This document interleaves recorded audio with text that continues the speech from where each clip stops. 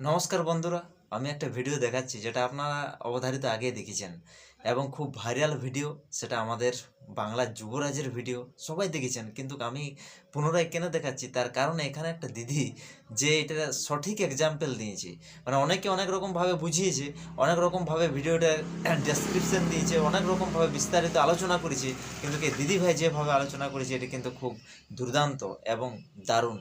আপনারা বুঝতে পারবেন যে না, একদম সঠিক কথা বলেছে। সেইটার জন্য এবং মজার, সেটা দেখার জন্য ভিডিওটা কমপ্লিটলি দেখুন।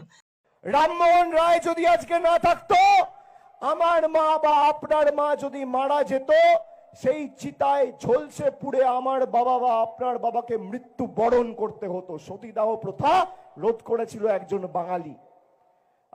যেমন গাই তেমন বাছুর।